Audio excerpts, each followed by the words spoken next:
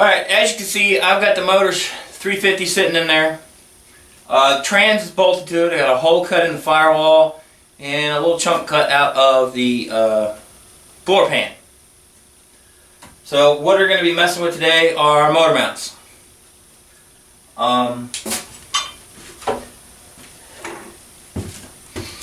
This is an older style 350. There's a piece missing up here. This was originally on another motor I had. I keep it as a template because the holes are the same to bolt onto the engine, and it's easier than just having a plate because it's easy identifiable.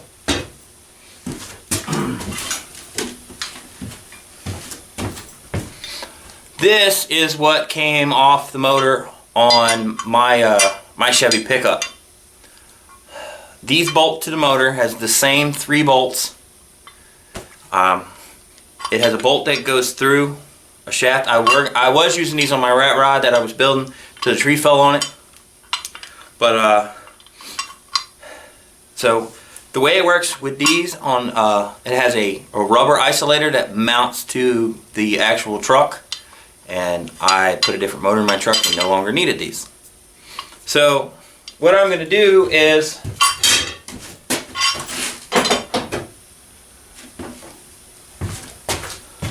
I'm going to use this kind of motor mount. I got a pair of these isolators. These are off for a 1975 Dodge with a V8.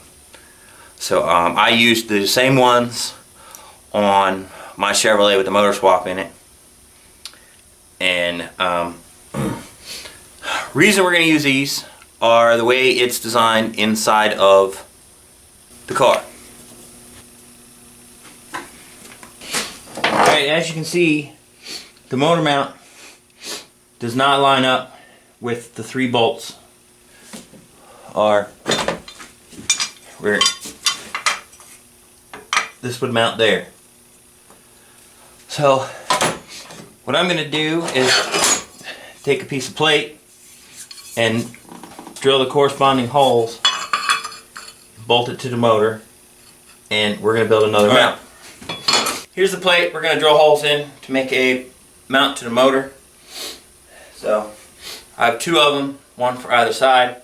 So what I'm going to do is I'm going to clamp them together and put a few tack welds on them just to hold them together so we can put them in the drill press and use this and make our mount.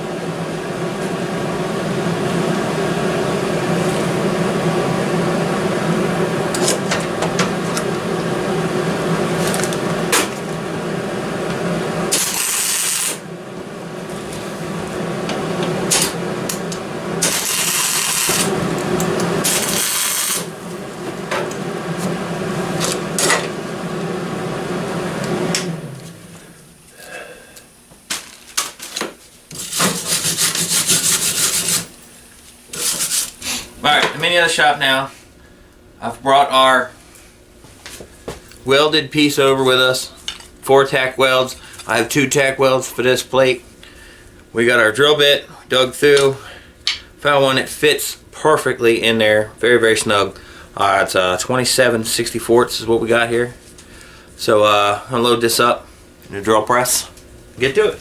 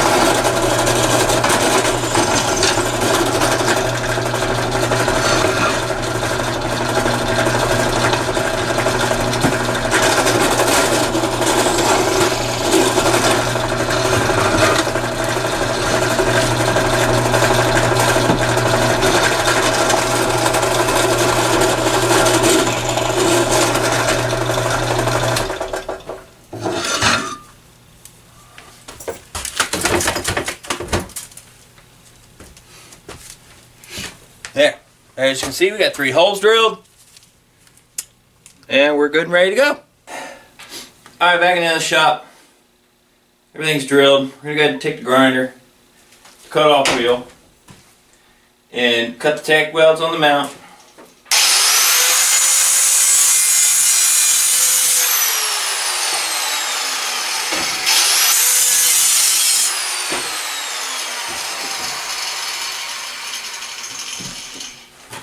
Alright, mount it off.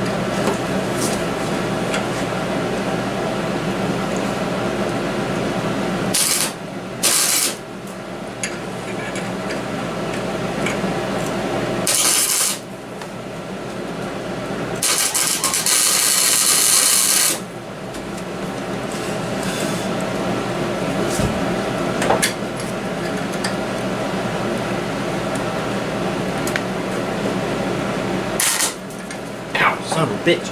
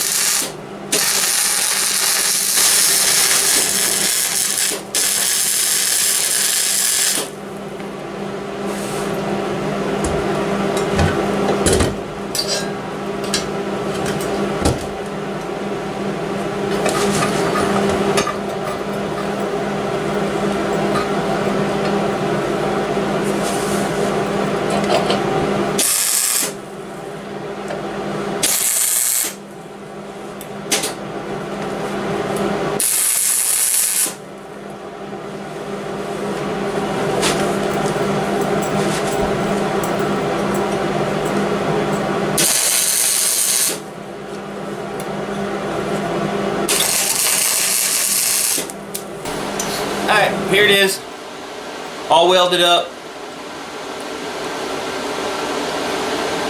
So it's still kind of hot. I dumped it in some ice water, or snow and ice, I should say, because 2 foot of it outside. I opted to kind of halfway close the front end. This is the front. As you can see, not a lot of access. I have access to the bolt here, this bolt, and here, with an extension on each one of them. Now, when it comes to the other one, I can get more swing on a ratchet by leaving the side open instead of the front, and there's just all around more room anyway. So if I ever need adjustments or anything to, you know, lift it up just to get something out or whatever, more access. I'm going to put this one in, level the motor back out, and put it in there straight, parallel, perpendicular with the car, and then start working on the next one. This is actually my first time using my TIG welder. Never TIG welded before, and for my first go around, I have to say it doesn't look half bad. So it's a little difficult. I have no idea. I'm just kind of learning by the fly, like I did MIG welding, and it's some pretty thick stuff. Some of this stuff is a couple pieces. I think one piece is like almost 1/4 inch, if not is 1/4 inch plate. It's just what I got laying around. It's the whole point of this. So let's get this bolted in.